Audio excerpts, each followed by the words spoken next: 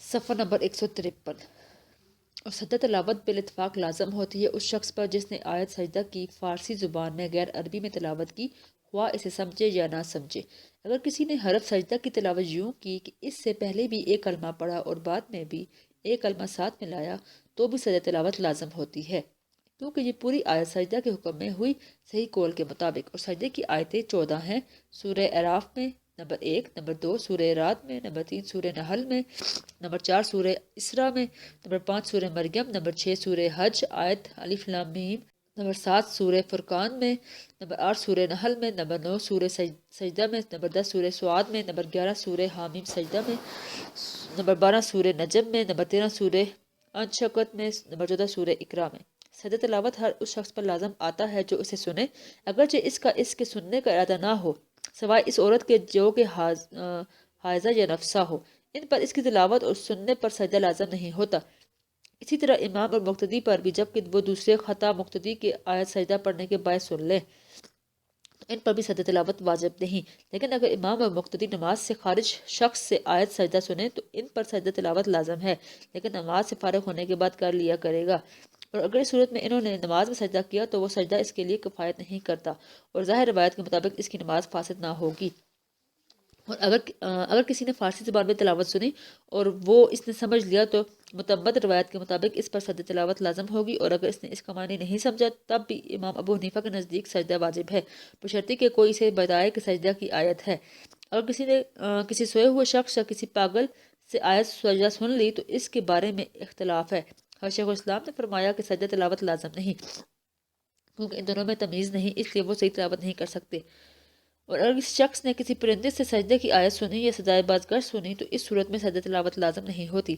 اسی طرح علماء نے مسئلہ واضح کیا ہے کہ ٹیپ ریکارڈر وغیرہ سے بھی سجدہ تلاوت واجب نہیں ہوتا، کیونکہ نمازی نے آیت سجدہ نماز میں پڑھی اور وہ رکوع میں گیا یا سجدے میں گیا تو یہ رکوع اور سجدہ تلاوت کے لیے کافی ہو جاتی ہے، اور اگر نماز سے خارج آیت سجدہ کے لیے اس نے رکوع کیا یا سجدہ کیا تو وہ کافی نہیں۔ اگرچہ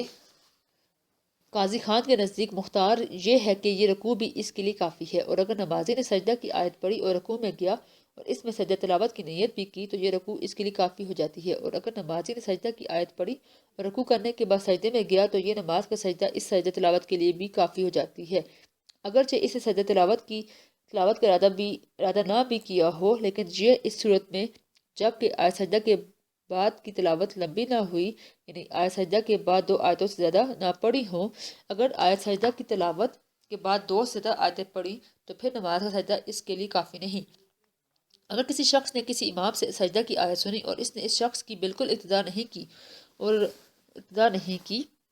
اور اگر ابتدا کی تھی تو اس رکعت کے علاوہ دوسری رکعت میں ابتدا کی جبکہ اس نے سجدہ کر لیا ہو تو وہ شخص نماز سے خارج میں سجدہ کرے گا ظاہر روایت کے مطابق۔ اور اگر یہ شخص آیت سجدہ سن لینے کے بعد امام کے سجدے کرنے سے پہلے امام کے ساتھ نماز میں شریک ہوا اور امام کے سجدے کے ساتھ اس نے بھی سجدہ کیا تو پھر دوبارہ سجدہ کرنے کی ضرورت نہیں، اور اگر اس شخص نے امام کے سجدے تلاوت کے بعد اسی رکعت میں امام کی ابتدا کر لی تو وہ گویا حکماً مدرک ہو گیا، پھر دوبارہ سجدہ ہرگز باتفاق روایات نہیں کرے گا۔ اگر کسی شخص نے نماز میں آیت سجدہ پڑھی اور نماز میں اس نے سجدہ نہیں کیا اور اس نے نماز ختم کر لی تو نماز سے خارج میں وہ اس سجدے کی قضا نہیں کرے گا، ہاں توبہ کرے گا۔ اور اگر نمازی نے جس رکعت میں آیت سجدہ پڑھی ہو اور اس رکعت میں اس نے سجدہ نہ کیا تو اس نماز کی دوسری رکعت میں وہ سجدہ تلاوت کر سکتا ہے۔ اور اگر کسی شخص نے نماز سے باہر آیت سجدہ کی تلاوت کی اور سجدہ بھی کیا اور پھر بعد میں نماز میں بھی اس آیت کی دوبارہ تلاوت کی تو وہ نماز میں دوبارہ سجدہ کرے گا، اور اگر خارج از نماز تلاوت آیت سجدہ پر اس نے سجدہ نہ کیا ہو اور پھر نماز میں وہی آیت دوبارہ پڑھی اور نماز میں اس کے لیے سجدہ کیا تو یہ سجدہ ان دونوں کے لیے کافی ہوگا، یہی ظاہر روایت میں ہے۔ جیسے کوئی شخص ایک ہی مجلس میں 1 یا 2 یا اس سے زائد بار ایک ہی آیت سجدہ پڑھے تو ان سب کے لیے ایک ہی سجدہ کافی ہے، اور اگر 2 مختلف مجلسوں میں ایک آیت کی تلاوت کرے تو ہر ایک کے لیے الگ الگ سجدہ کرے گا، اور مجلس بدل جاتا ہے صحرا اور راستہ میں، جب کہ اس جگہ سے 3 قدم یا اس سے زیادہ آگے چلا جائے اگرچہ وہ تانا بننے کے لیے پھیلا رہا ہو ان لکڑیوں پر جو اس کے لیے گاڑ دیے گئے ہوں۔ صفحہ نمبر 155۔ درخت کی ایک ٹہنی سے دوسری ٹہنی کی طرف منتقل ہونے سے بھی مجلس بدل جاتا ہے۔ نہر میں نیز بڑے حوض میں تیرنے سے بھی مجلس بدل جاتا ہے صحیح قول کے مطابق، اور اگر چھوٹا ہو تو اس کے ایک کونے سے دوسرے کونے کو جانے پر مجلس میں تبدیلی واقع نہیں ہوتی، اور مسجد میں اگرچہ وہ بہت بڑی ہو یا ایک طرف سے دوسری طرف منتقل ہو جانے پر بھی مجلس کی تبدیلی واقع نہیں ہوتی، اور کشتی میں سفر کرنے سے اور 1-2 رکعتیں پڑھنے سے اور پینے سے اور 2 لقمے کھانے سے اور 2 قدم چلنے سے اور تکیہ لگانے سے اور بیٹھنے اور کھڑے ہونے سے اور محل تلاوت آیت سجدہ میں سوار ہونے اور اترنے پر اور بحالت نماز اس کی سواری کے چلنے سے مجلس میں تبدیلی واقع نہیں ہوتی، اور اگر آیت سجدہ سننے والے نے مجلس تبدیل کر دی اور تلاوت کرنے والا ایک ہی جگہ پر رہا، مثلا ایک شخص نے آیت سجدہ کی تلاوت کی اور دوسرے شخص نے وہ آیت سن لی اور سننے والے نے جگہ تبدیل کر لی، اسی شخص نے آیت سجدہ کی 2 بار تلاوت کی اور اسی شخص نے آیت سجدہ کی دوبارہ تلاوت کی اور اس پہلے سننے والے نے اس سے دوبارہ سنی، تو اس سننے والے پر دوبارہ سجدہ تلاوت لازم آئے گا، اور اگر سننے والا اپنی جگہ پر رہا اور تلاوت کرنے والے نے مجلس تبدیل کر دی اور پھر اسی آیت سجدہ کی تلاوت کی اور اس سننے والے نے وہ نہ سنی اور اس سننے والے نے وہ سنی، تو صحیح قول کے مطابق پھر سننے والے پر دوبارہ سجدہ لازم نہیں آئے گا۔ اگر تلاوت کرنے والا ساری صورت کی تلاوت کر لے اور سجدہ تلاوت چھوڑ دے تو ایسا کرنا مکروہ ہے، اور اس کا الٹ مکروہ نہیں، یعنی یہ کہ سجدہ کی آیت پڑھے اور باقی صورت کو چھوڑ دے، لیکن آیت سجدہ کے ساتھ ایک یا زیادہ آیتوں کو ملانا مستحب ہے، اور تلاوت کرنے والے کے لیے یہ مستحب ہے کہ تلاوت کرتے وقت آیت سجدہ کو ان لوگوں سے جو سجدے کے لیے تیار نہ ہو پوشیدہ اور آہستہ کر کے پڑھے تاکہ وہ حرج میں مبتلا نہ ہو۔ اگر تلاوت کرنے والا بیٹھا ہوا ہو اور اس نے آیت سجدہ کی تلاوت کی اور وہ سجدہ کرنا چاہے تو بہتر یہ ہے کہ سجدہ کرنے کے لیے کھڑا ہو جائے اور سجدہ کرے۔ اگر آیت سجدہ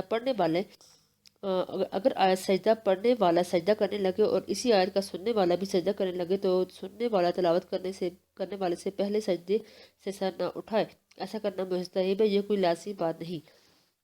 اور آیت سجدہ کی تلاوت کرنے والے کو اس بات کا حکم نہیں دیا جائے گا کہ وہ آگے بڑھے۔ صفحہ نمبر 156، اور سننے والے اس کے پیچھے سب باندھ کر کھٹا سجدہ کرے، بلکہ جیسے بھی ہو وہ سجدہ کرے۔ حضرت شیخ الاسلام اسی کے قائل ہیں۔ سجدہ تلاوت کے شرائط سوائے تکبیر تحریمہ کے باقی وہی تمام شرائط ہیں جو نماز کی صحت کے لیے ہیں۔ اگر تلاوت کرنے والے یا سننے والے کے لیے سجدہ تلاوت کا کرنا ممکن نہ ہو تو اس کے لیے مستحب یہ ہے کہ یہ الفاظ کہے: سمعنا واطعنا غفرانک ربنا والیک المصیر، پھر جب موقع ملے تو سجدہ کر لے۔ سجدہ تلاوت کی کیفیت یہ ہے کہ بغیر اللہ اکبر کہہ کر سجدے میں جائے اور ایک سجدہ کر کے پھر اللہ اکبر کہہ کر اٹھے۔ اس کے لیے نہ تشہد کی ضرورت ہے اور نہ سلام پھیرنے کی، دونوں تکبیر سنت ہیں۔ سجدہ تلاوت کے مفسدات: جن چیزوں سے نماز فاسد ہوتی ہے ان سب سے سجدہ تلاوت بھی فاسد ہو جاتی ہے۔ سجدہ شکر: کسی نعمت کے شکریہ ادا کرنے کے لیے سجدہ کرنا امام ابو حنیفہ کے نزدیک مکروہ ہے، اس پر اسے ثواب نہیں دیا جائے گا بلکہ اسے چھوڑ دے۔ صاحبین نے فرمایا کہ یہ قربت و ثواب کا کام ہے، اس پر ثواب ملے گا۔ قبلہ رخ ہو کر اللہ اکبر کہتے ہوئے سجدے میں چلا جائے، اس میں الحمدللہ، شکر اللہ اور سجدے کی تسبیحات کہنے کے بعد پھر اٹھ کھڑا ہو۔ اس کی حیت اور اس کی شرائط وہی ہیں جو سجدہ تلاوت کے ہیں، لیکن ایک بات ذہن میں رہے کہ یہ سجدہ نماز کے بعد مکروہ ہے، کہ جہاں سمجھیں گے کہ یہ واجب ہے، ہر مباح کام جس کو لوگ ضروری سمجھنے لگے تو اس کا کرنا مکروہ ہو جاتا ہے۔ ایک عظیم فائدہ ہر مصیبت اور پریشانی کے دور کرنے کے لیے۔ امام عبداللہ بن احمد بن محمود النصفی نے اپنی کتاب وافی کی شرح الکافی میں لکھا ہے کہ جس شخص نے سجدے کی تمام 14 آیتیں ایک ہی مجلس میں اکٹھی پڑھ لی اور ہر ایک آیت سجدے کے لیے جداگانہ سجدہ کیا تو اللہ تعالیٰ اس کی ہر مشکل کو حل کر دے گا اور اس کی ہر پریشانی کو دور کر دے گا، خواہ پریشانی دینوی امور میں ہو یا آخروی امور میں۔ محقق ابن حمام نے وغیرہ نے بھی یہی بات کہی ہے۔ عزیز طلبہ، یہ آڈیو ریکارڈنگ آپ کے لیے ہیومینیٹیرین ڈیولپمنٹ آرگنائزیشن ایبٹ آباد کے ذریعے اہتمام کی گئی۔ ہیومینیٹیرین ڈیولپمنٹ آرگنائزیشن ایبٹ آباد 2011 سے اپنی مدد آپ کے تحت صحت، تعلیم اور معاشی خود مختاری کے شعبوں میں بہتری کے لیے کوشاں ہے۔ ادارہ نے نہ صرف خیبر پختونخوا بلکہ ملک بھر کے نابینا طلباء کی تعلیمی مشکلات اور رکاوٹوں کو دور کرنے کے لیے FA تا ماسٹرز لیول کی نصابی کتب اور کورسز، جن میں علامہ اقبال اوپن یونیورسٹی کے کورسز بھی شامل ہیں، کو آڈیو ریکارڈنگ میں منتقل کرنے کا اہتمام کیا ہے۔ تاکہ نابینا طلباء اعلیٰ تعلیم تک رسائی حاصل کر کے ملک و قوم کی ترقی اور خوشحالی میں اپنا بھرپور کردار ادا کر سکیں۔ یہ تمام آڈیو ریکارڈنگز نابینا طلباء کو بالکل مفت فراہم کی جا رہی ہیں۔ نابینا طلباء کے علاوہ دیگر طلباء بھی اس تعلیمی سہولت سے استفادہ کر سکتے ہیں۔ ہیومینیٹیرین ڈیولپمنٹ آرگنائزیشن ایبٹ آباد، ای میل HDOATD@gmail.com، ویب سائٹ HDORG.net، رابطہ نمبر 03459541-838 یعنی 0345 9541 838۔ صفحہ نمبر 157، باب الجمعات۔ جمعات باب ہے جمعہ کی نماز کے بیان میں۔ صلاۃ الجمعۃ فرض عین علی من اجتمع فیہ سبعۃ شرائط الذکورۃ والحریۃ والاقامۃ فی مصر او فیما هو داخل فی حد الاقامۃ فیہا فی الاصح والصحۃ والامن من ظالم وسلامۃ العینین وسلامۃ الرجلین ویشترط لصحتها ستة اشیاء المصر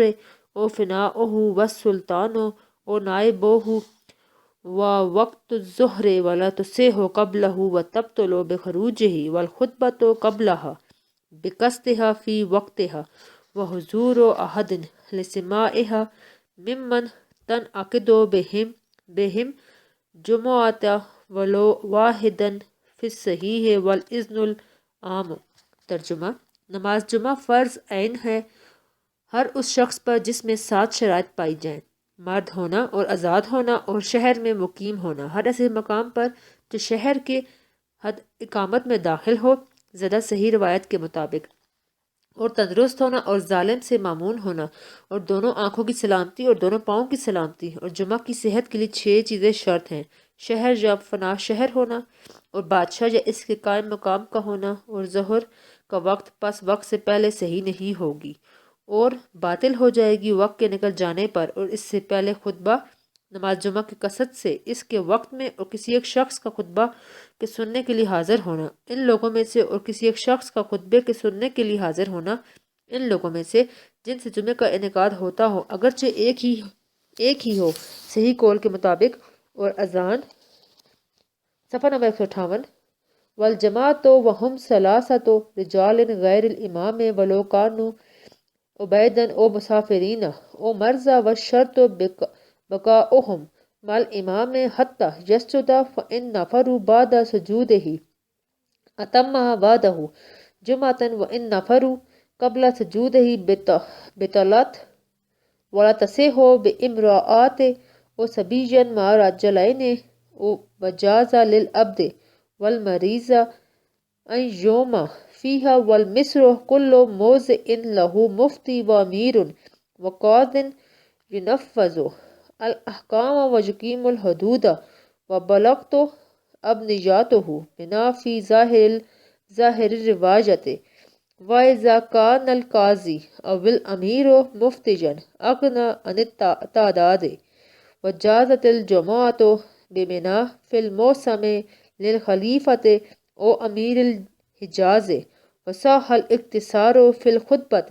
علی نحو تسبیحات او تحمیدات۔ ترجمہ: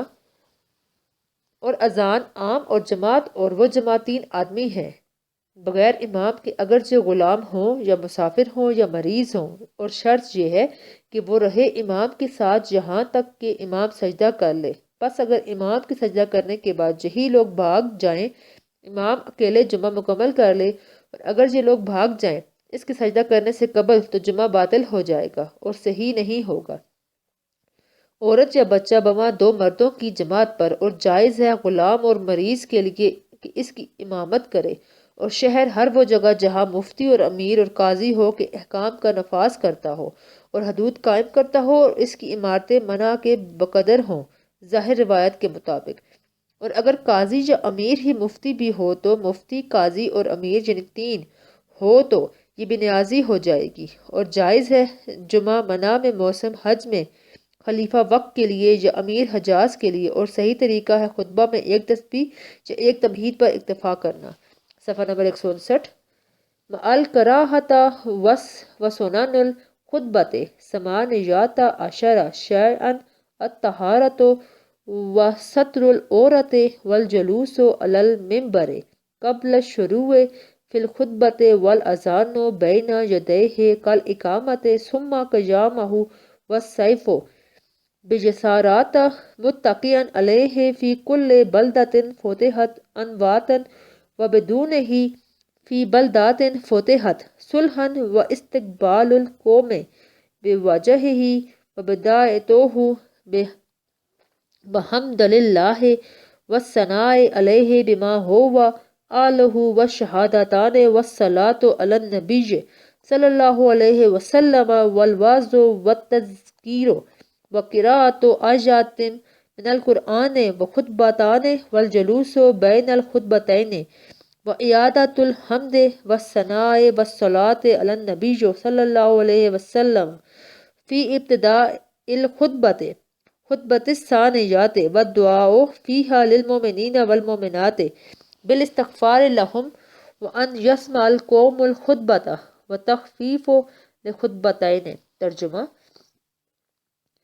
اور اکتفا کرنا بما کراہت کے، اور خطبہ کی مسنون چیزیں 18 ہیں: طہارت، پاک ہونا اور ستر عورت، اور خطبہ شروع کرنے سے پہلے منبر پر بیٹھنا، اور اقامت کی طرح امام کے روبرو اذان دینا، پھر خطیب کا کھڑے ہونا، دارالانحلا کے بائیں ہاتھ میں تلوار پر ٹیک لگائے ہوئے ہر اس شہر میں جس پر غالب ہو کر فتح حاصل کی گئی ہو، اور بغیر تلوار کے اس شہر میں جس پر مصالحانہ فتح حاصل ہوئی ہو، اور قوم کی طرح رخ کرنا اور خطبہ شروع کرنا اللہ تعالیٰ کے لائق حمد و ثنا کے ساتھ، اور دونوں شہادتوں کی ادائیگی اور درود نبی صلی اللہ علیہ وسلم پر بھیجنا، اور نصیحت کرنا اور تذکیر اور قرآن کریم کی کسی آیت کی تلاوت، اور دو خطبے اور دونوں خطبوں کے درمیان بیٹھنا، اور حمد و ثنا اور نبی صلی اللہ علیہ وسلم پر درود کا دہرانا دوسرے خطبے کے ابتدا میں، اور خطبہ میں مومنین اور مومنات کے لیے مغفرت کی دعا، اور یہ کہ سنے قوم خطبہ کو اور دونوں خطبہ کو۔ صفحہ نمبر 160۔ بقدر سورۃ من طوال المفصل ویکرہ التطویل وترک شیء من السنن ویجب السعی للجمعۃ وترک البیع بالاذان الاول فی الاصح واذا خرج الامام فلا صلاۃ ولا کلام ولا یرد سلاما ولا یشمت آتشا حتی یفرغ من صلاتہ وکرہ لحاضرات الخطبۃ الاکل والشرب والعبث والالتفات ولا یسلم خطیب علی القوم اذا استوى علی المنبر وکرہ الخروج من المصر بعد النداء ما لم یصلی ومن لا جمعۃ علیہ ان اداہا جاز عن فرد الوقت ومن لا عذر لہ لو صلی الظہر قبلہا حرم فإن سا علیہ والامام فیہا بطل ظہر وإن لم یدرکہا وکرہ للمعذور والمدسون اداء الظہر بجماعت فی المصر یومہا ومن ادرکہا فی التشہد و سجود السہو اتم جمعۃ واللہ عالم۔ ترجمہ: طوال مفصل کی ایک صورت کے بقدر مختصر کرنا، اور مکروہ ہے لمبا کرنا خطبہ کا، اور مکروہ ہے سنتوں میں سے کسی چیز کا چھوڑنا، اور واجب ہے جمعہ کے لیے روانگی اور خرید و فروخت کا ترک کرنا پہلی اذان کے ساتھ زیادہ صحیح قول کے مطابق، اور جب امام خطبہ کے لیے نکل آئے تو کوئی نماز بھی نہیں اور کوئی گفتگو بھی نہیں، اور نہ سلام کا جواب دے اور نہ چھکنے کا جواب دے یہاں تک کہ نماز سے فارغ ہو جائے، اور مکروہ ہے خطبہ میں حاضر شخص کے لیے کھانا اور پینا اور کھیلنا اور ادھر ادھر متوجہ ہونا، اور سلام نہیں کرے گا خطیب قوم حاضرین کو جب اور منبر پر کھڑا ہو جائے، اور مکروہ ہے شہر سے نکلنا اذان جمعہ کے بعد تا وقت کے نماز نہ پڑھ لے، اور جس شخص پر جمعہ واجب نہیں اگر اس کو ادا کر لے تو فرض وقت ظہر سے کافی ہو جائے گی،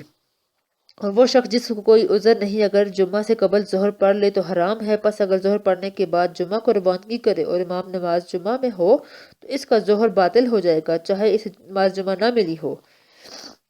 اور مکروہ ہے معذور اور قیدی کے لیے جماعت کے ساتھ نماز ظہر کا ادا کرنا شہر میں جمعہ کے دن، اور جو شخص امام کو تشہد سجدہ سہو میں پائے وہ نماز جمعہ مکمل کرے اور اللہ خوب جاننے والا ہے۔ صفحہ نمبر 161 توضیح۔ اس باب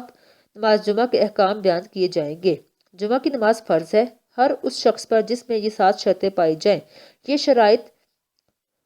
وجوب کہلاتی ہیں۔ اس کا مطلب یہ ہے کہ جب یہ شرطیں ساری کی ساری کسی شخص میں پائی جائیں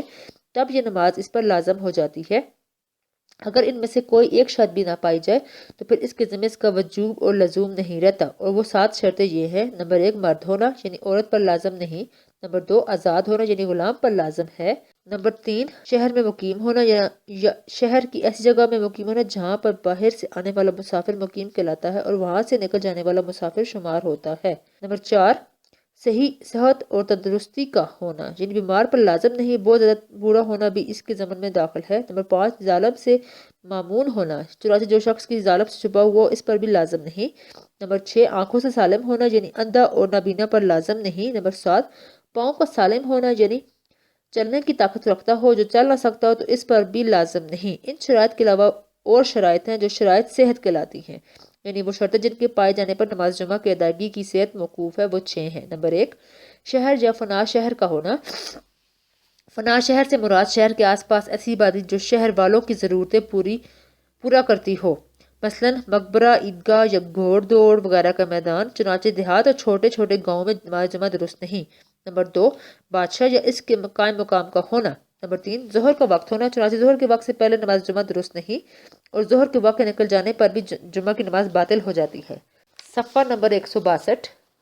نمبر 4 نماز سے پہلے خطبے کے ارادے سے خطبہ پڑھنا وقت کے اندر، چنانچہ اگر خطبہ وقت سے پہلے پڑھے اور نماز وقت میں پڑھے تو نماز درست نہ ہوگی،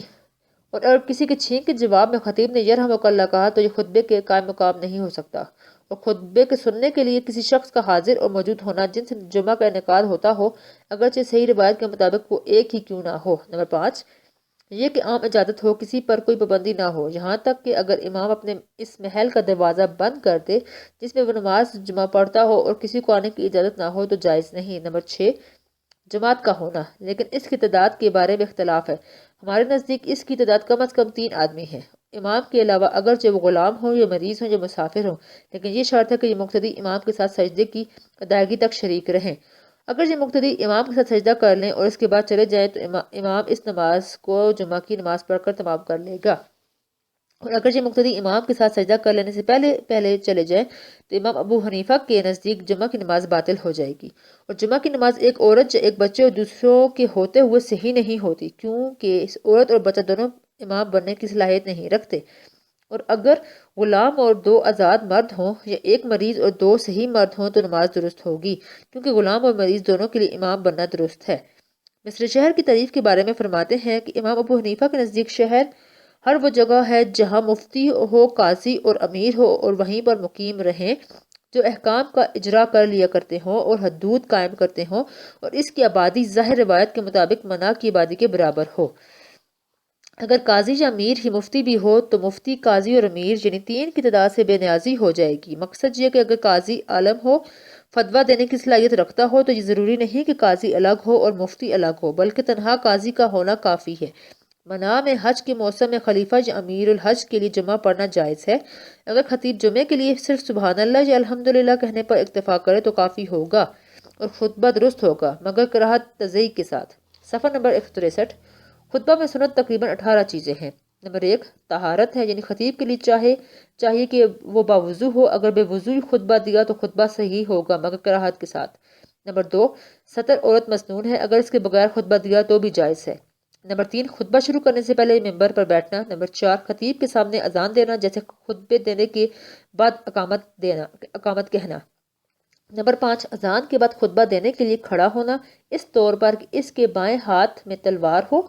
جس پر اس نے تکیہ لگا لیا ہو، یہ اس شہر کے لیے ہے جسے تلوار کے ذریعے فتح کیا ہوا ہو۔ نمبر 6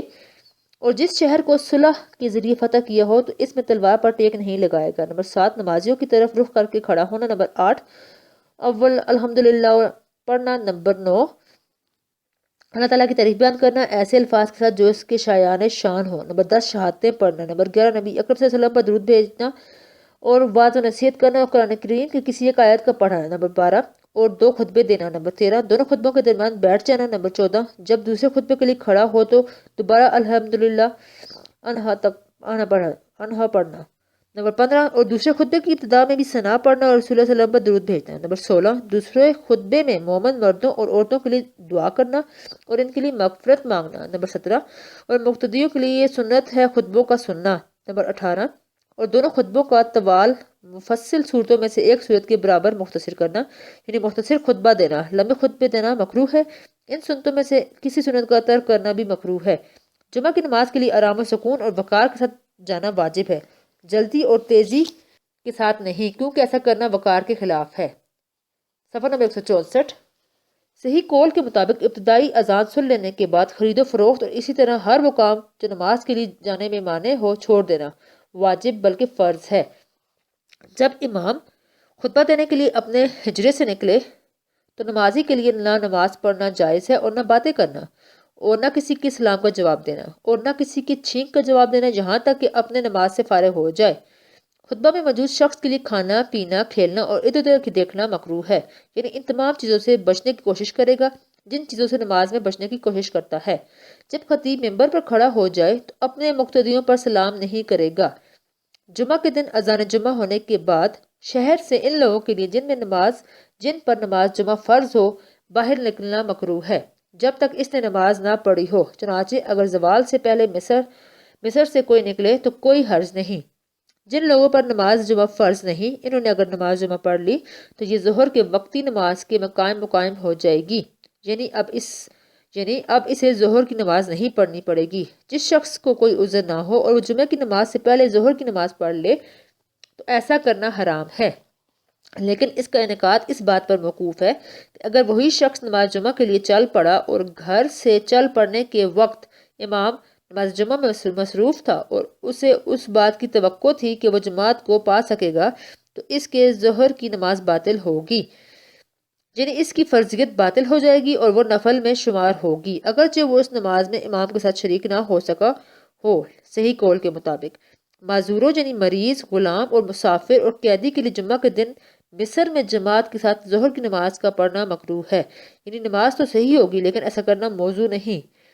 اور جس کسی نے امام کو جمعہ کی نماز میں حالت تشہد میں پا لیا یا امام کے سجدہ سہو کرتے وقت وہ اس کے ساتھ نماز میں شریک ہوا تو اس نے جمعہ کی نماز پا لی، وہ جمعہ کی نماز پوری کرے گا۔ صفحہ نمبر 165 باب العیدین، باب ہے عیدین کے بیان میں۔ صلاۃ العید واجبات فی الاصح علی من تجب علیہ الجمعۃ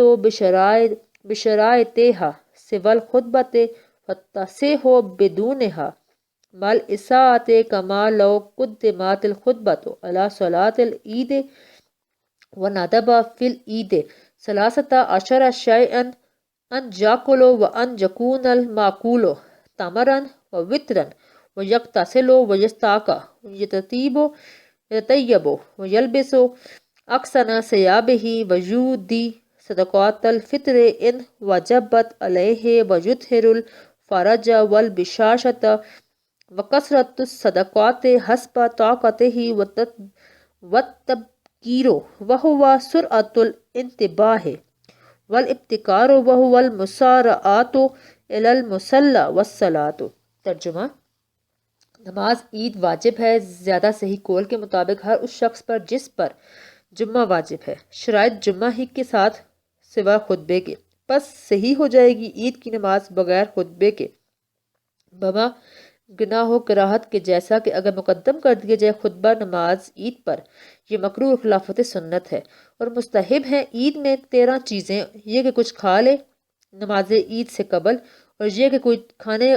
کھائی جانے والی چیز کھجور ہو، خواہ خشک چھوارا ہو اور طاق عدد ہو، غسل کرے اور مسواک کرے اور خوشبو لگائے اور اپنے سب سے اچھے کپڑے پہنے اور صدقہ فطر ادا کرے اگر اس پر واجب ہو، اور مسرت و بشاشت کا اظہار کرے اور حسب استطاعت زیادہ صدقہ اور تکبیر، اور یہ زیادہ جلدی بیدار ہونا ہے۔ صفحہ نمبر 166 اور ابتکار اور یہ جلدی سویرے عیدگاہ جانا ہے اور صبح کی نماز الصبح فی مسجد حیہ ثم یتوجہ إلى المصلى ماشيا مكبرا سرا ويقطعه إذا انتهى إلى المصلى في رواية وفي رواية إذا افتح الصلاة ويرجع من طريق آخر ولا يجور التنفل قبل صلاة العيد في المصلى والبيت وبعدها في المصلى فقط على اختيار الجمهور ووقت صحة صلاة العيد من ارتفاع الشمس قدر رمح أو رمحين إلى زوالها وكفيته صلاتهما أن ينوي صلاة العيد ثم يكبر للتحريمة ثم يقرأ الثناء ثم يكبر تكبيرات الزوائد ثلاثا يرفع يديه في كل منها يتأوذ ثم يسمي سرا ثم يقرأ الفاتحة ثم سورة وندب أن تكون. ترجمہ: اپنے محلے کی مسجد میں پڑھنا، پھر پیدل عیدگاہ کی طرف چلے، آہستہ آہستہ تکبیر کہتے ہوئے اور تکبیر کہنا بند کر دینا جب عیدگاہ پہنچ جائے، ایک روایت کے مطابق. اور ایک روایت میں ہے کہ جب نماز شروع ہو جائے اور دوسرے راستے سے واپس لوٹنا، اور ہے نفل پڑھنا نماز عید سے پہلے عیدگاہ میں اور گھر میں، اور نماز کے بعد عیدگاہ میں فقط جمہور کے اختیار کردہ قول کے مطابق. اور نماز عید کی ادائیگی کا وقت سورج کے ایک نیزہ یا دو نیزہ بلند ہونے سے لے کر سورج کے زوال تک ہے. اور عیدین کی نماز کا طریقہ یہ ہے کہ نیت کرے نماز عید کی، پھر تکبیر تحریمہ کہے، پھر ثنا پڑھے، پھر 3 زائد تکبیریں کہے اور ہر تکبیر پر ہاتھ اٹھائے، اعوذ باللہ کہے، پھر بسم اللہ آہستگی سے کہے، پھر امام فاتحہ پڑھے گا، پھر کوئی صورت، اور مستحب ہے کہ وہ صورت سبح اسم ربی الاعلیٰ ہو. صفحہ نمبر 167. سبح اسم ربک الاعلیٰ ثم یرکع فاذا قام للثانیات ابتداء بالبسملات ثم بالفاتحات ثم بالسورة وندب ان يكون سورة الغاشیات ثم يكبر تکبیرات الزوائد ثلاثا ويرفع يديه فيها كما في الأولى وهذا أولى من تقديم تکبیرات الزوائد في الركعات الثانيات على القراءة فيها فإن قدمت تکبیرات على القواعد فيها جاز ثم يخطب الإمام بعد الصلاة خطبتين يعلم فيها أحكام صدقات الفطر ومن فاته الصلاة مع الإمام لا يقضيها وتؤخر بعذر إلى الغد فقط وأحكام الأضحى كالفطر لكنه في الأضحى يؤخر الأكل عن الصلاة ويكبر في الطريق. ترجمہ: کہ وہ سورت سبح اسم رب الاعلیٰ ہو، پھر رکوع کرے گا، پھر جب کھڑا ہو دوسری رکعت کے لیے تو ابتدا کرے بسم اللہ سے، پھر فاتحہ پڑھے، پھر کوئی صورت، اور مستحب ہے کہ وہ ہو سورت الغاشیہ، پھر 3 بار زائد تکبیریں کہے اور اس میں اپنے دونوں ہاتھ اٹھائے پہلی رکعت کی طرح. یکرت کو مقدم کرنا تکبیرات پر رکعت ثانیہ میں زیادہ بہتر ہے، تکبیرات کو قرات پر مقدم کرنے سے دوسری رکعت میں. پس اگر تکبیرات کو قرات پر مقدم کر دیا دوسری رکعت میں تو جائز ہے. پھر امام نماز کے بعد 2 خطبے دے گا جن میں صدقہ فطر کے احکام سکھائے گا، اور جس شخص سے امام کے ساتھ نماز عید فوت ہوگی وہ قضا نہیں کرے گا، اور عذر کی وجہ سے صرف دوسرے دن تک مؤخر کی جا سکتی ہے. اور عید الاضحیٰ کے احکام اور عید الفطر کی طرح ہے، لیکن عید الاضحیٰ میں کھانا نماز کے بعد تک مؤخر کرے گا اور راستے میں تکبیر میں جہر سے کہے گا. صفحہ نمبر 168. جہرن ویعلم الاضحیات وتکبیر التشریق فی الخطبۃ وتؤخر بعذر الی صلاة ایام والتعریف لیس بشیء ویجب تکبیر التشریق من بعد فجر عرفۃ الی عصر العید مرۃ فور کل فرض ادیہ بجماعۃ مستحبۃ علی امام مقیم بمصر ولا من اقتدی بہی ولو کان مسافرا او رقیقا او انسا عند ابی حنیفۃ رحم اللہ وقال یجب فور کل فرض علی من صلاح ولو منفردا او مسافرا او قرویا الی عصر الخامس من یوم عرفۃ وبہی یعمل وعلیہ الفتوی ولا باس بالتکبیر عقب صلاۃ العیدین وتکبیر ان یقول اللہ اکبر اللہ اکبر لا الہ الا اللہ واللہ اکبر اللہ اکبر وللہ الحمد. ترجمہ: اور راستے میں تکبیر میں سے جہر سے کہے گا، اور خطیب خطبہ میں قربانی اور تکبیرات تشریق کے احکام بتائے گا، اور عذر کی وجہ سے 3 دن تک مؤخر کیا جا سکتا ہے اور تاریخ کا کوئی اعتبار نہیں، اور تکبیر تشریق کہنا واجب ہے عرفہ کے دن کے فجر سے لے کر عید کے دن عصر تک، ایک مرتبہ ہر اس فرض نماز کے فوراً بعد جو جماعت مستحب سے ادا کی گئی ہو، شہر کے مقیم امام پر، اور ہر اس شخص پر جس نے اس کی اقتداء کی ہو، اگرچہ مقتدی مسافر ہو یا غلام ہو یا عورت ہو۔ امام ابو حنیفہ کے نزدیک اور صاحبین فرماتے ہیں کہ ہر فرض کے فوراً بعد ہر نماز پڑھنے والے پر واجب ہے، اگرچہ منفرد ہو یا مسافر ہو یا دیہاتی ہو، عرفہ کے دن سے 5ویں دن کے عصر تک، اور اسی پر عمل کیا جاتا ہے اور اس پر فتویٰ ہے، اور دین کی نماز کے بعد تکبیر کہنے میں کوئی حرج نہیں، اور تکبیر یہ ہے کہ کہے اللہ اکبر لا الہ الا اللہ واللہ اکبر وللہ الحمد۔ صفحہ نمبر 169۔ توضیح: اس باب میں عید الفطر اور عید الاضحیٰ کی نمازوں اور دیگر مسائل کا ذکر کیا جائے گا۔ عیدین کی نماز صحیح قول کے مطابق ہر شخص پر لازم ہے جس پر نماز جمعہ تمام شرائط کے ساتھ لازم ہو بغیر خطبے کے، کیونکہ جب عیدین میں خطبہ نمازوں سے مؤخر گیا تو یہ شرط نہیں رہا بلکہ سنت ہے۔ چنانچہ عیدین کی نمازیں بغیر خطبہ کے بھی درست ہیں، لیکن ایسا کرنا برا ہے کیونکہ اس صورت ترک سنت لازم آئے گی۔ جس طرح کوئی خطبہ نماز عید سے پہلے پڑھے تو وہ برا ہے کیونکہ ایسا کرنا خلاف سنت ہے۔ عید الفطر کے دن 13 چیزیں مستحب ہیں۔ نمبر 1، صبح کے وقت نماز عید کے لیے عیدگاہ جانے سے پہلے کچھ میٹھی چیز کھائے، اور یہ کھانے کی چیز اگر کھجور ہو تو 3 ہو تو بہتر ہے، اور نہائے، مسواک کرے، خوشبو لگائے، اچھے کپڑے پہنے اور صدقہ فطر دے دے اگر اس پر واجب ہوتا ہو، اور مسرت اور خوش روی کا اظہار کرے اور اپنی بساط کے مطابق زیادہ صدقہ اور خیرات دے، اور تکبیر مستحب ہے یعنی جلدی سویرے نیند سے بیدار ہونا، اور اسی طرح ابتکار بھی مستحب ہے یعنی عیدگاہ کو سویرے جانا تاکہ صف اول کا ثواب حاصل کرے، اور صبح کی نماز محلے کی مسجد میں پڑھنا، اور پھر عیدگاہ کی طرف پیدل چلنا تکبیر کہتے ہوئے آہستہ آہستہ، اور جب عیدگاہ پہنچ جائے تو تکبیر کہنا بند کرنا ایک روایت کے مطابق، اور دوسری روایت کے مطابق جب نماز شروع ہو جائے تب تکبیر کہنا بند کرے گا۔ عیدگاہ کو جس راستے سے گیا ہو تو واپسی پر دوسرے راستے سے آنا۔ عید کی نماز سے پہلے عیدگاہ میں نفل نماز پڑھنا بالاتفاق مکروہ ہے، اور صحیح روایت کے مطابق گھر میں بھی نفل پڑھنا مکروہ ہے۔ نماز عید کے پڑھنے کے بعد بھی عیدگاہ میں نماز پڑھنا مکروہ ہے۔ صفحہ نمبر 170۔ عید کی نماز کے بعد گھر میں نفل پڑھنا جمہور قول کے مطابق مکروہ نہیں۔ عید کی نماز صحت کے لیے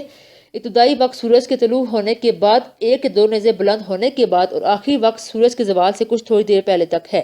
عیدین کی نماز پڑھنے کی ترکیب: عید کی نماز کی نیت کرے، نیت کر کے تکبیر تحریمہ یعنی اللہ اکبر کہے، پھر ثنا پڑھے یعنی سبحانک اللہم پڑھے، پھر الحمدللہ سورہ فاتحہ کے پڑھنے سے پہلے امام اور مقتدی دونوں 3 زائد تکبیریں کہیں۔ ہر تکبیر کہتے وقت ہاتھ کانوں تک لے جا کر پھر لٹکائے رکھے۔ 3 تکبیرات کہنے کے بعد ہاتھ باندھ کر پھر امام سورہ فاتحہ پڑھے گا اور ایک سورت اس کے ساتھ ملائے گا، اور مستحب یہ ہے کہ وہ سورت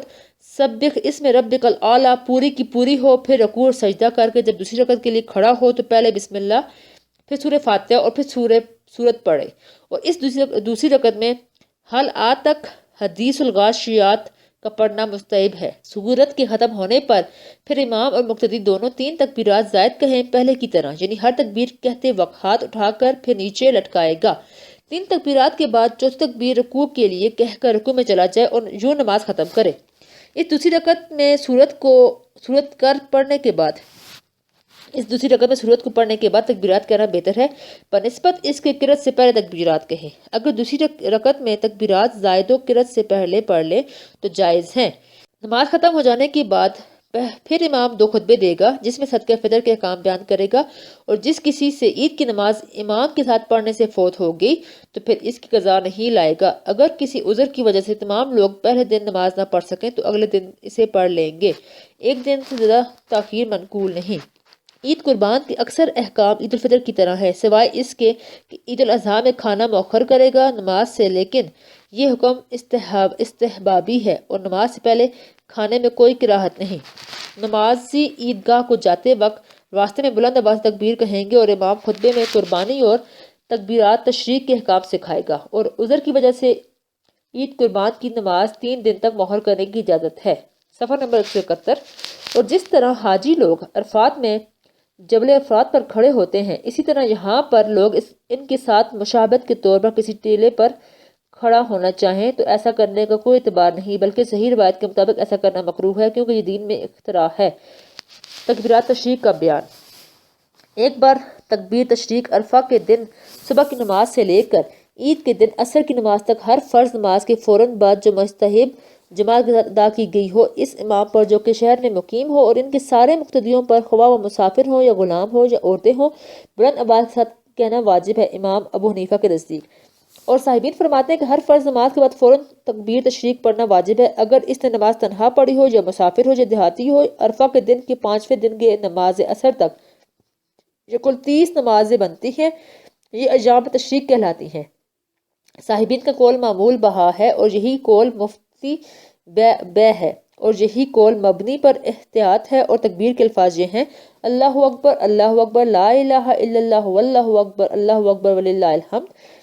صدقہ فطر یہ ایک مالی عبادت ہے جو صاحب نصاب روزہ داروں پر واجب ہے، البتہ اس کے لیے سال گزر جانے کی قید نہیں۔ اگر اسی دن کوئی نصاب کا مالک ہو جائے تو صدقہ فطر دینا اس پر واجب ہو جاتا ہے۔ صدقہ فطر کے کئی حالات ہیں۔ عید کے دن کے آنے سے پہلے دینا جائز ہے، عید کے دن عیدگاہ کو جانے سے پہلے دینا مستحب ہے، اور نماز کے بعد صدقہ دینا جائز ہے۔ عید کے پہلے دن کے بعد دینا صحیح تو ہے، لیکن تاخیر سے دینے سے آدمی گنہگار ہو جاتا ہے، لیکن جب صدقہ دے دے گا تو گناہ ختم ہو جاتا ہے۔ اس مالی عبادت کے ذریعے روزے کی بدنی عبادت میں اگر کچھ کمی بیشی ہو چکی ہو تو اس کا ازالہ ہو جاتا ہے۔ ایام تشریق عید الاضحیٰ کے دوسرے، تیسرے اور چوتھے دن کو ایام تشریق کہتے ہیں۔ تکبیرات تشریق صاحبین کے نزدیک عرفہ کے دن کے صبح سے لے کر عید کے دن اور عید کے دوسرے، تیسرے اور چوتھے دن کے عصر کی نماز کے بعد تک 30 نمازوں کے بعد تکبیرات کہنا تکبیرات تشریق کہلاتے ہیں۔ صفحہ نمبر 172۔ باب صلاۃ الکسوف والخسوف والافزاء، باب ہے سورج گرہن اور چاند گرہن اور گھبراہٹوں کی نماز کے بیان میں۔ سنہ رکعتان کہیۃ النفل للکسوف بامام الجمعۃ او مامور السلطان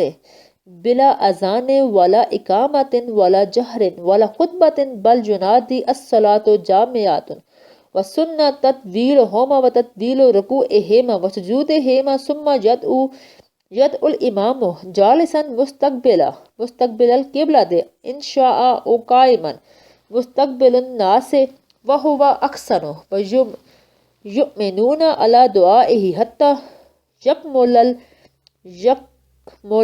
انجلاء الشمس وان لم یحضر الامام صلوا فرادی کالخسوف والظلمات الحائلات نہارا والریح شدیدۃ والفزع۔ ترجمہ: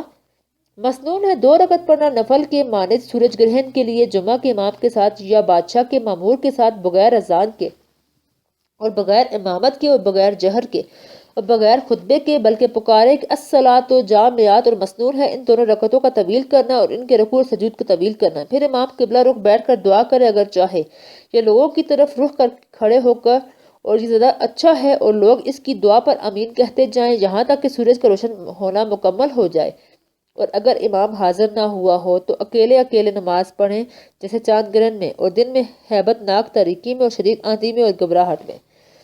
صفحہ نمبر 173۔ توضیح: اس باب میں سورج گرہن اور چاند گرہن اور دیگر گھبراہٹوں کے بارے میں مسائل بیان کیے جائیں گے۔ کسوف سورج گرہن اور خسوف چاند گرہن کو کہتے ہیں۔ افزا جمع ہے فضا کی، گھبراہٹ والی چیزیں، جیسے سخت آندھی، سخت اندھیرا، مسلسل بارش یا ظالم باری یا زیادہ برف باری وغیرہ۔ جب سورج گرہن لگ جائے تو سنت یہ ہے کہ وہ شخص جو لوگوں کو جمعے کی نماز پڑھاتا ہو یا بادشاہ کی طرف سے مقرر کردہ شخص کی موجودگی میں کم از کم 2 رکعتیں بغیر اذان اور اقامت اور خطبے اور بغیر جہر کی نماز پڑھانا۔ لوگوں کو اکٹھا کرنے کے لیے منادی یہ اعلان کر دے کہ صلاۃ جامعہ،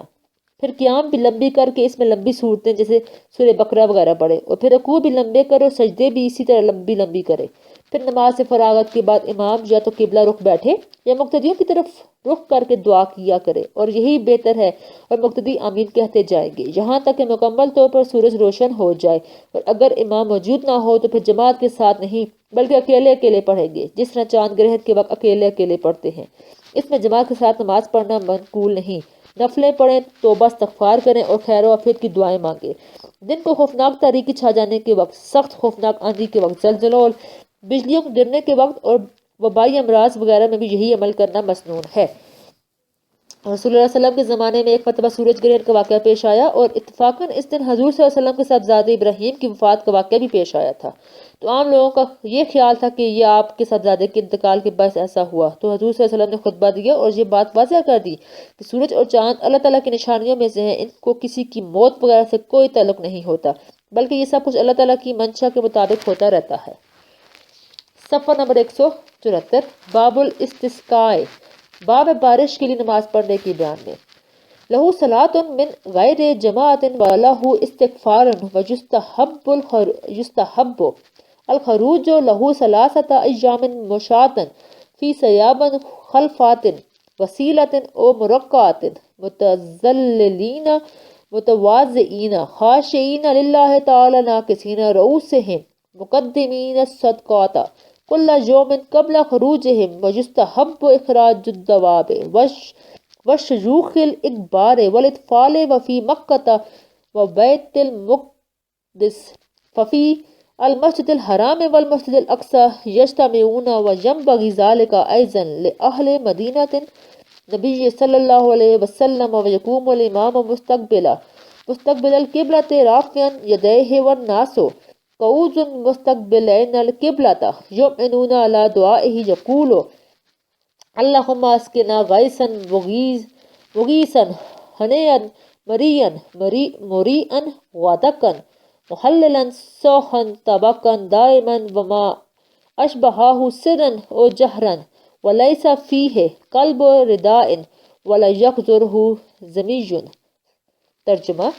اس طلب بارہ کے لیے نماز ہے بغیر جماعت کے اور اس کے لیے استغفار ہے مستحب، اس کے لیے نکلنا 3 دن یا پیادہ پرانے کپڑوں میں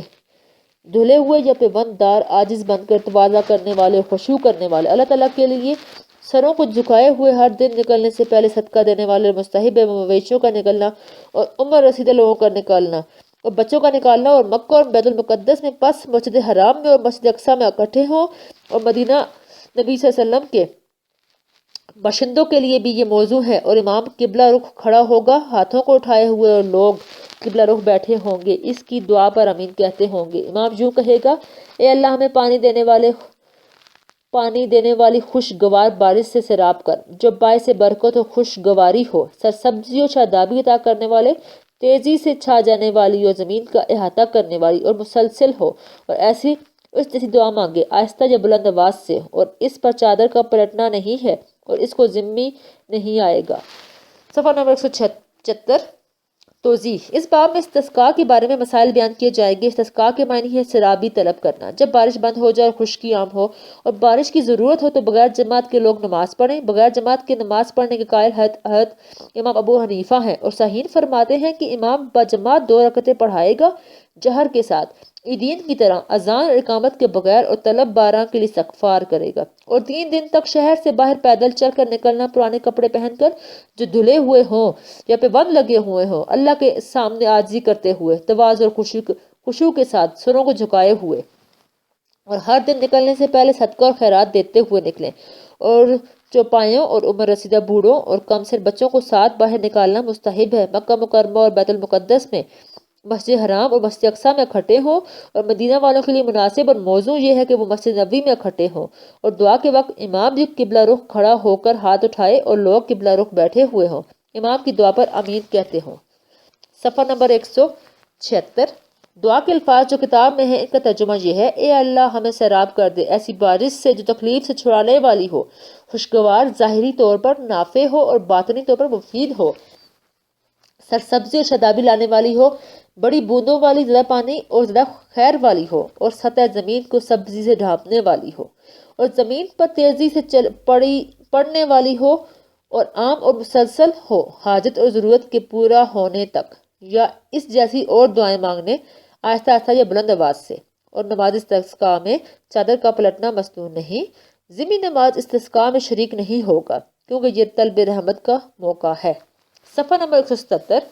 باب صلاۃ الخوف، باب نماز خوف کے بیان میں۔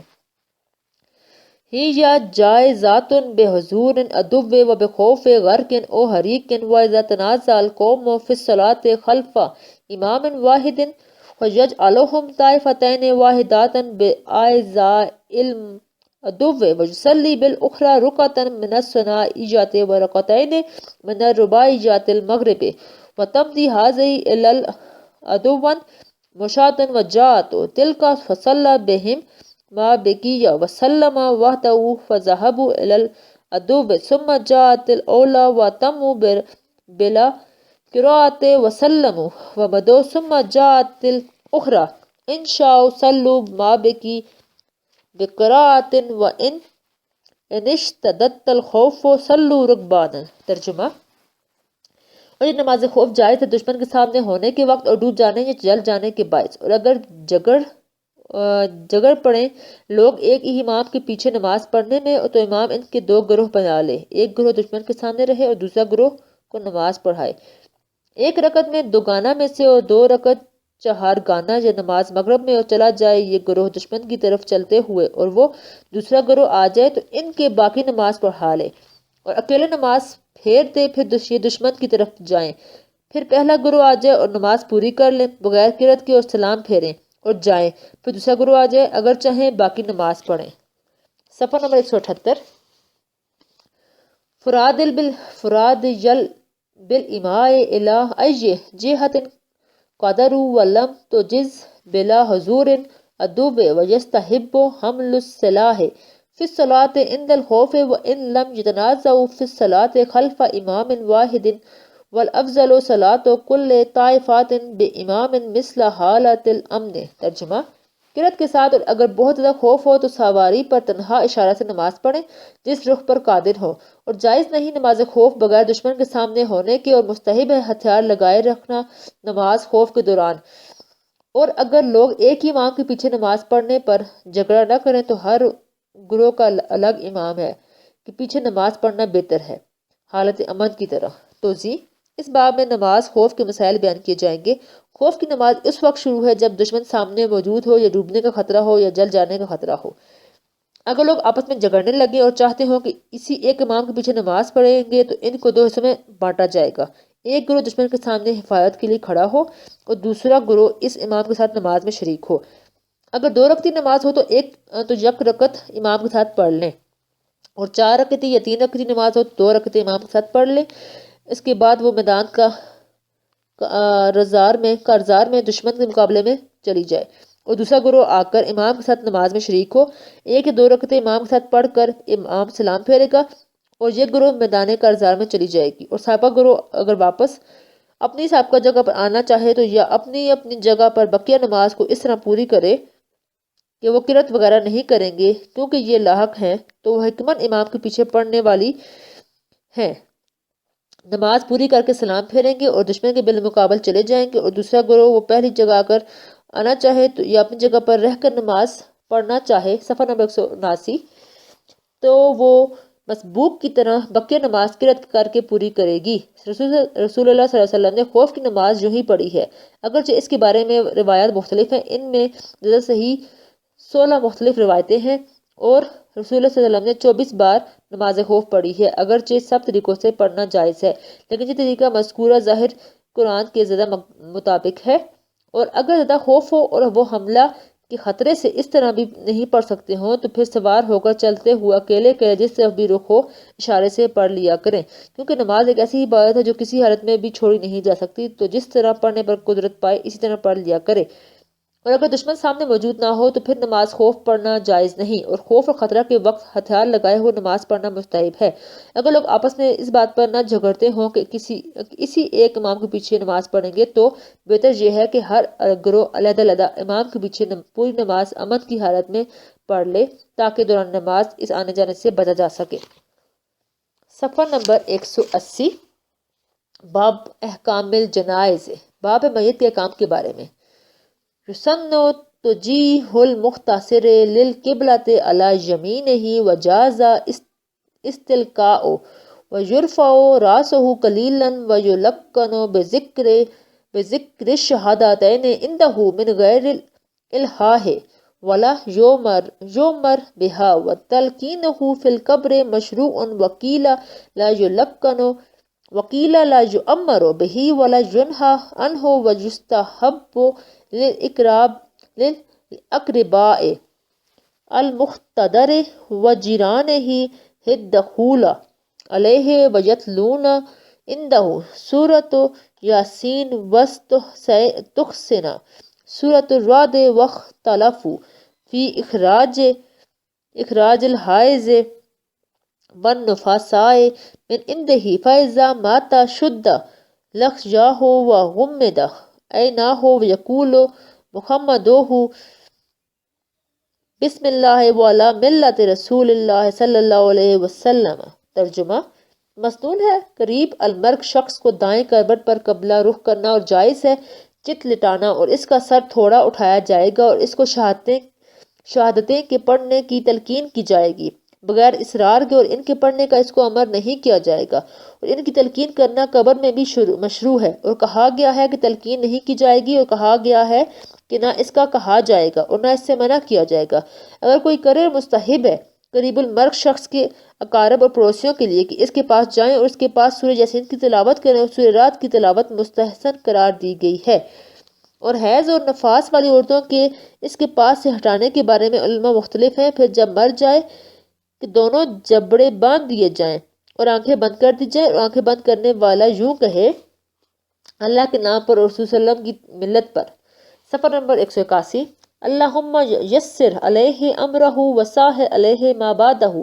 واسعدہ بلقائک واجعل ما خرج علیہ خیرا مما خرج عنہ وجوزہ علی بطنہ حدیدۃ